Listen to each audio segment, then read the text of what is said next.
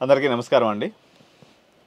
ఈరోజు మనము CBSE, IB, IGCSE, ICSE సిలబస్ల యొక్క ప్రత్యేకతలు ఏంటి అండ్ స్టేట్ సిలబస్ ఈ ఐదు మధ్య ఉన్నటువంటి అంతరాన్ని మనం తెలుసుకునే ప్రయత్నం చేద్దాం. ఎందుకంటే ఇప్పుడు చాలామంది పిల్లలు 10th క్లాస్ వరకు ఇంటర్నేషనల్ సిలబస్లో సిబిఎస్ఈలో చదివి ఎంబీబీఎస్ పర్పస్ కోసం, అదేవిధంగా మీకు ఎన్ఐటి, ఐఐటీస్లో అడ్మిషన్ పొందాలనే ఉద్దేశంతో కోర్సులు కూడా మారిపోతూ ఉంటారు. సో వీళ్ళు ఇలా మారటం అనేది ఉపయోగమా లేదా అనేది మనం తీసుకున్నట్టయితే, పర్టికులర్గా సిబిఎస్ఈ చదివినటువంటి పిల్లలందరూ కూడా స్టేట్ సిలబస్లోకి వచ్చి ఐఐటి, జేఈ కోచింగ్ కోసము ఇంటర్మీడియట్ స్టేట్ సిలబస్ తీసుకొని నారాయణ, శ్రీ చైతన్య, ఫిడ్జీ, రెజనెన్స్, అల్లెన్ ఇట్లా రకరకాల ఐఐటి ఫౌండేషన్ ఇచ్చి ఇంటర్మీడియట్ చెప్పేటువంటి కాలేజెస్లో చేర్పిస్తూ ఉంటారు. వీళ్ళ సక్సెస్ రేట్ని కానీ మనం ఓవరాల్గా తీసుకున్నప్పుడు దాదాపుగా 80% వీళ్ళు ఫెయిల్యూర్నే చవిచూస్తున్నారు. ఈ సిబిఎస్ఈ నుంచి పర్టికులర్గా ఐఐటి, జేఈలో ఎందుకు ఫెయిల్ అయిపోతారని నేను చెప్తాను. స్టేట్ సిలబస్ యొక్క అప్రోచ్ వేరే రకంగా ఉంటుంది, ఇంటర్మీడియట్ సిలబస్ యొక్క అప్రోచ్ వేరే రకంగా ఉంటుంది. దీనికి కూడా నేను ఇంతకుముందు వీడియోలో చెప్పినట్టుగా మీ పిల్లలు టాపర్స్ అయితే క్లాస్లో మాత్రమే ఎంబీబీఎస్ లాంటి, అదేవిధంగా ఐఐటి, జేఈ లాంటి వాటిని క్రాక్ చేయగలరు. రెండోది సిబిఎస్ఈ కానీ, ఐసిఎస్ఈ కానీ, లేకపోతే ఐజీసీఎస్ఈ కానీ, ఐబీ సిలబస్లో మ్యాథ్స్ ఓరియంటేషన్ తక్కువ ఉంటుంది. ఈ పిల్లలకి మ్యాథ్స్ సరిగా రాదు. ఇప్పుడు మనకి ఎంసెట్ ఎగ్జామ్ క్రాక్ చేయాలనుకోండి, 80 మార్కులు ఎంసెట్లో మ్యాథమెటిక్సే ఉంటాయి. అందువల్ల వాళ్ళు మ్యాథ్స్ ఇక్కడ చేంజ్ చేయలేరు. ఫిజిక్స్, కెమిస్ట్రీ, మ్యాథమెటిక్స్ 3 25లకు ఉంటాయి. ఏది జేఈ మెయిన్స్ తీసుకుంటే ఇక్కడ కూడా వీళ్ళు మ్యాథ్స్ సరిగా పెర్ఫామ్ చేయలేక వెనకబడిపోతూ ఉంటారు. మీరు అట్లా చేంజ్ చేయదలుచుకున్నప్పుడు మీరు 8th క్లాస్లో చేంజ్ చేసేయండి. సార్ అప్పటికి మాకు క్లారిటీ లేదు. క్లారిటీ తెచ్చుకోండి అండి. మీరు క్లారిటీ తెచ్చుకున్న దానికి మీ పిల్లల్ని ఎలా బలి చేస్తారు చెప్పండి. మీకు ప్లానింగ్ ఉండాలి కదా. ఇప్పుడు మా వాడిని ఐఐటి, జేఈ పంపించాలని మీరు ఫిక్స్ అయినరు. ఆ అబ్బాయి క్లాస్లో టాప్ 5 మెంబర్స్లోనో టాప్ 15 మెంబర్స్లోనో ఒకటిగా ఉన్నాడు. మీరు 8th క్లాస్లోనే ఈ స్టేట్ సిలబస్ షిఫ్ట్ చేసేసేయండి, అయిపోతుంది. 10th క్లాస్ వరకు సిబిఎస్ఈ ఎందుకు చదివిస్తారు? 8th క్లాస్లో షిఫ్ట్ చేసేయండి, అయిపోతుంది. ఒక పని అయిపోతుంది. వాళ్ళు అప్పటి నుంచి కొంచెం మ్యాథమెటిక్స్ అవి కొంచెం మంచిగా నేర్పించేస్తే వాళ్ళు ఈ సిలబస్కి అడాప్టబిలిటీ అయిపోతారు. ఒకటి, వాళ్ళు అప్రోచ్ ఆఫ్ సిబిఎస్ఈ ఇప్పుడు ఐబీ సిలబస్ తీసుకున్నది కంప్లీట్లీ రీసెర్చ్ ఓరియంటేషన్లో ఉంటుంది. అది థాట్ ప్రొవోకింగ్ సిలబస్ అనమాట. మగ్గింగ్ అప్ అనేది ఉండదు. వాళ్ళు మంచిగా పీపీటీలు చేయగలరు, మంచిగా రీసెర్చ్ చేయగలరు, మంచిగా ఆర్టికల్స్ రాయగలరు. కానీ వాళ్ళు వచ్చేసి మ్యాథమెటిక్స్ రుబ్బింగ్ చేసేసి, లేకపోతే ఫిజిక్స్, కెమిస్ట్రీ రుబ్బింగ్ చేసి రాసే అంత ఆలోచన, లేకపోతే ఆ మోడల్ మెథడాలజీ అనేది వాళ్ళకు ఉండదు.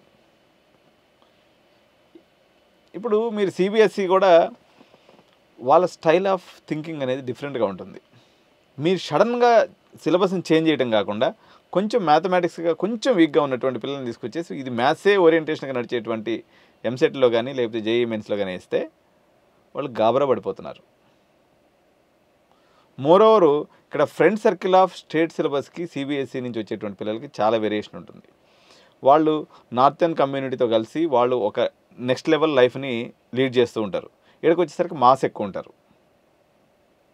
స్టేట్ సిలబస్లో ఏంటంటే కొంచెం మిక్స్ అండ్ మ్యాచ్గా ఉంటుంది అనమాట కల్చరు. ఈ కల్చర్ అడాప్టివిటీ తెలుసుకొని ఆ యొక్క సబ్జెక్టులు మళ్ళీ ఈ కొత్త సబ్జెక్టులను అడాప్టబిలిటీ చేసుకొని ఈ మెథడాలజీని అడాప్టబిలిటీ చేసుకొని పిల్లలు ఇబ్బంది పడతారు. మీరు కంపల్సరీగా ఐఐటి, జేఈ ఓరియంటేషన్ మా వాడు కొడతాడని మీకు నమ్మకం ఉంటే టాప్ 15లో మీ బాబు ఉంటే మాత్రమే మీరు చేంజ్ చేయండి. లేదనుకుంటే హ్యాపీగా మీరు సిబిఎస్ఈ ఒకటి మీరు మెడిసిన్ చదివించినా, లేకపోతే ఐఐటీస్లో, ఎన్ఐటీస్లో చదివించినా ఓకే. కానీ సిబిఎస్ఈ, ఐబీ ఫ్లేవర్ దాన్ని వేరే ఉంది. ఇప్పుడు ఉదాహరణకి సిబిఎస్ఈలో చదివింది అనుకోండి, అది హోలిస్టిక్ డెవలప్మెంట్ ఉంటుంది. ఉదాహరణకి సిబిఎస్ఈ స్కూల్స్ పిల్లలు ఇక్కడికి వచ్చిన తర్వాత ఎందుకు ఇబ్బంది పడతారో చూడండి. నేను ఎగ్జాంపుల్ చెప్తాను. సిబిఎస్ఈ కానీ, ఐబీ కానీ, ఐజీసీఎస్ఈ కానీ. మీ బాబుని ఐబీ స్కూల్ నుంచి తీసుకొచ్చేసి మీరు రెజొనెన్స్లో వేసారనుకుందాం. ఐబీ స్కూల్స్లో రోజు ఒక యాక్టివిటీ ఉంటుంది, స్పోర్ట్స్ ఉంటుంది, కల్చరల్ యాక్టివిటీస్ ఉంటాయి, సాంగ్ కాంపిటీషన్ ఉంటుంది, ఆర్ట్స్ కాంపిటీషన్ ఉంటుంది, ఈవెంట్స్ ఉంటాయి, సెమినార్స్ ఉంటాయి. దీంతో నిండినటువంటి ఈ బుర్ర పొద్దుస్తం ఎడబెట్టి ముందు పెట్టుకున్న పుస్తకాలు చదవాలంటే వాడికి పిచ్చెక్కిపోతుంది, చదవలేడు, మానసికంగా సంఘర్షణ పడతాడు, ఇబ్బంది పడతాడు, ఓడిపోతాడు.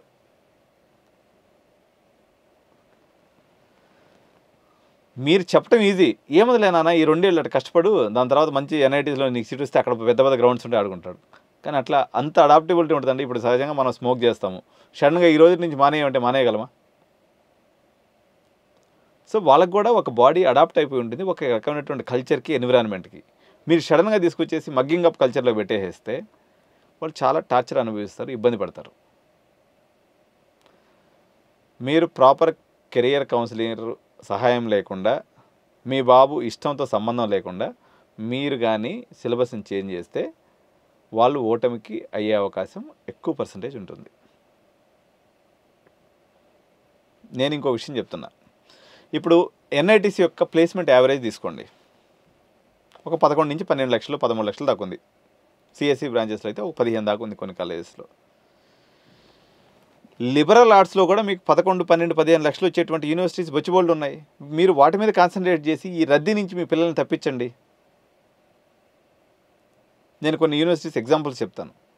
ఇప్పుడు మీరు సిబిఎస్ఈలో మంచి పర్సంటేజ్ వచ్చింది, హోలిస్టిక్ డెవలప్మెంట్ ఉంది, అన్ని రంగాల్లో కూడా మీ అబ్బాయి ఈక్వల్గా డెవలప్ అయి ఉన్నాడు.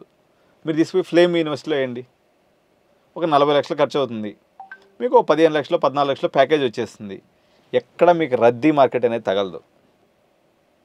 సిబిఎస్ఈలో, ఐజీసీఎస్ఈలో, ఐబీలో చదివించిందంటే మీరు బాగా డబ్బు ఉన్నటువంటి పేరెంట్స్ అనే కదా. అశోక యూనివర్సిటీ ఉంది, లేకపోతే మంచిగా సియూఈటీ ఎగ్జామ్ రాయించి మంచి సెంట్రల్ యూనివర్సిటీలో జాయిన్ చేయండి, టాటా ఇన్స్టిట్యూట్ ఆఫ్ సోషల్ సైన్స్లో జాయిన్ చేయండి, డైవర్సిఫై చేయండి. ప్యాకేజెస్ ఈరోజు ఇంజనీర్స్తో సమానంగా ఉన్నవి.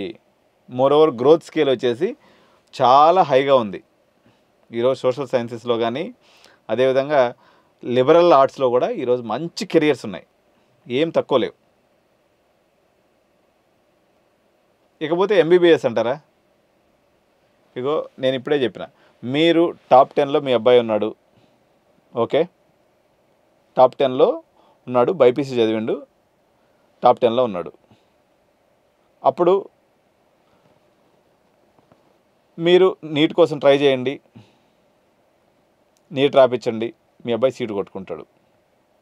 నేను 10th క్లాస్ పేరెంట్స్కి చెప్తున్నా, 10th క్లాస్లో మీ అబ్బాయి టాప్ 15లో ఉన్నాడంటే మీరు సిలబస్ చేంజ్ చేసి దీనికోసం తీసుకొచ్చేసి, ఎందుకంటే ఇక్కడ స్టేట్ సిలబస్ తీసుకోవడం వల్ల ఒకే ఒక మెయిన్ అడ్వాంటేజ్ ఏంటంటే నువ్వు ఇంటర్మీడియట్ మీద కష్టపడే పని లేకుండా డైరెక్ట్గా నువ్వు ఆ నీట్కో లేకపోతే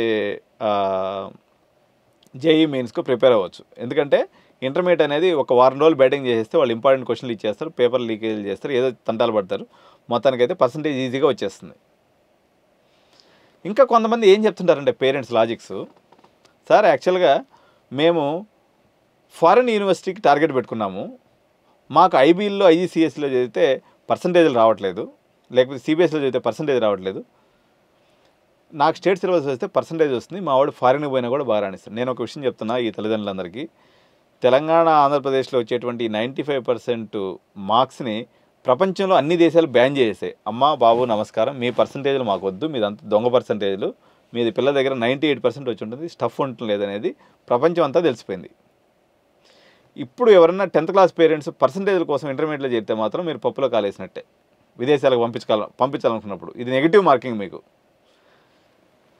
మీరు మంచిగా ఐబీలో చదివించండి, ఐజీసీఎస్లో చదివించండి, లేకపోతే ఇంకొకటి ఏం మార్గం ఉంటుందంటే మీరు విదేశాలలో యూజీ చదివించాలనుకున్న పేరెంట్స్ శాట్స్ అనేటువంటి ఒక ఎగ్జామ్ రాయాల్సి ఉంటుంది. ఈ శాట్స్ ప్రిపేర్ చేయడానికి ప్రత్యేకంగా కొన్ని కాలేజెస్ ఉంటాయి. ఏది వాళ్ళ సిలబస్ ఏమో స్టేట్ సిలబస్ ఉంటుంది, కానీ ఊరినే అట్లా మమాస్తా అంటూ పాస్ చేయించేస్తారు. మొత్తం డే 1 నుంచి పోర్ట్ఫోలియో బిల్డింగ్ అనేది చేయాలండి. ఐవీ లీగ్ కాలేజెస్ అని ఉంటాయి. అట్లా ఎవరైనా మీరు టార్గెట్ పెట్టుకుని ఐవీ లీగ్ కాలేజెస్ క్యూఎస్ ర్యాంకులో మంచి ఉన్నటువంటి ఫారిన్కి పంపించాలని ఫిక్స్ అయినటువంటి పేరెంట్స్ మాత్రం కంపల్సరీగా అప్రోచ్ అయ్యి గైడెన్స్లో వెళ్ళండి, సొంత ప్రయోగాలు చేయొద్దు. ఇప్పుడు ఓక్రిడ్జ్ ఉంది, ఆగాఖాన్ అకాడమీ ఉంది, మన చిరెక్ స్కూల్ ఉంది, ఇటువంటివి కాకుండా ఇంకా అనేక రకాలైనటువంటి ఇన్నోవేటివ్ స్కూల్స్ ఉన్నాయి హైదరాబాద్లో కూడా. వాటి గురించి మేము డెఫినెట్గా మీకు ఎక్స్ప్లెయిన్ చేసి ఆ రకంగా హెల్ప్ చేస్తాం. ఇది సిలబస్ మార్చడం గురించినటువంటి నేను ఇచ్చే సమాచారం. ఇటువంటి ఇంకా ఇన్‌డెప్త్ సమాచారం మీకు ఏదైనా కస్టమైజ్డ్‌గా కావాలనుకున్నట్లయితే మీరు మా ఆఫీస్‌కి వచ్చినట్టయితే 10,000 ఛార్జ్ చేసి ఈ మొత్తం డ్రాఫ్ట్ అనేది మీకు గీయించడం జరుగుతుంది. ఎందుకంటే మా పాప ఐబీ చదువుతుంది. నేను అనేక వేల మంది పిల్లలకి స్టేట్ బోర్డులో చదివినటువంటి పిల్లలకి, సిబిఎస్ఈలో చదివినటువంటి పిల్లలకి గైడెన్స్ ఇవ్వడం ద్వారా నాకు వాళ్ళు ఎటువంటి సమస్యలు ఎదుర్కొంటారనే విషయంలో స్పష్టమైనటువంటి క్లారిటీ ఉంది. మీరు సమస్య వచ్చినప్పుడు డాక్టర్ దగ్గరికి పరిగెత్తడం కన్నా ముందుగా ప్రాపర్‌గా ప్లాన్ చేసుకున్నట్లయితే లైఫ్ చాలా అద్భుతంగా ఉంటుంది. కాబట్టి నా అపాయింట్మెంట్ కోసం మీరు జోష్ innovations Ameerpet from 9 to 5 Saturday, Monday to Saturday అండి. సో మీరు తప్పనిసరిగా సంప్రదించండి. మీరు ఈ వీడియోని చూస్తున్నారు, మీరు తప్పనిసరిగా లైక్ చేయండి, కామెంట్ చేయండి, షేర్ చేయండి. అదేవిధంగా బెల్ బటన్గా నొక్కినట్లయితే మీకు నేను చేసే మరిన్ని వీడియోల యొక్క సమాచారం మీకు నోటిఫికేషన్ రూపంలో వస్తుంది. తద్వారా మీరు మరింత నాలెడ్జ్ని మీరు పెంచుకునేదానికి కానీ, మీ పిల్లల భవిష్యత్తుని ప్లాన్ చేసుకోవడంలో కానీ ఈ వీడియోస్ మీకు ఎంతగానో సహకరిస్తాయని ఆశిస్తూ thank you so much. Bye bye. జై హింద్.